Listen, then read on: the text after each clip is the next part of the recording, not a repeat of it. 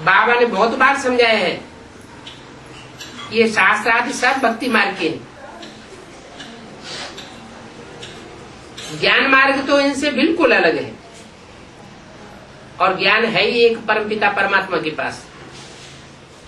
बाकी सबके पास भक्ति का भंडार है। क्या?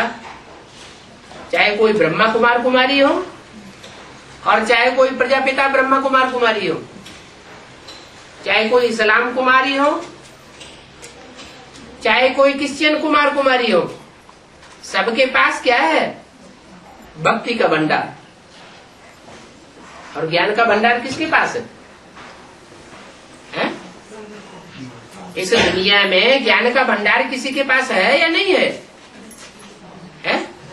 है। इस दुनिया में बाप आया हुआ है, बाप के पास है ज्ञान का भंडार, और बाकी सबके पास है भक्ति का भंडार।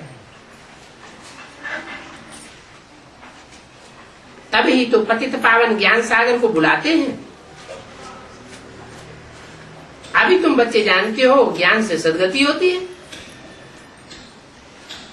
शास्त्रों में लिख दिया है, ऋते ज्ञानान्न मुक्ति, बिना ज्ञान के मुक्ति जीवन मुक्ति नहीं हो सकती। लेकिन वो कौन सा ज्ञान है? क्या ज्ञान है? किसने आकर के दिया? कब ज्ञान दिया?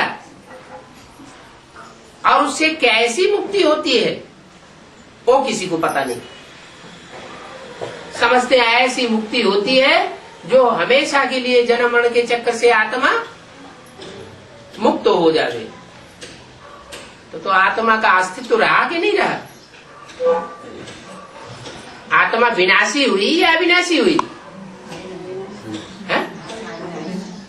लेकिन जब मुक्त हो गई हमेशा के लिए जन्म मरण के चक्कर से, कभी जन्म होना ही नहीं है, तो विनाशी हुई या अविनाशी हुई?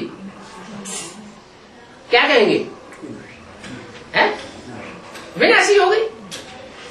इस सृष्टि से आत्मा का अस्तित्व ही हमेशा के लिए चला गया, तो आत्मा तो विनाशी हो गई।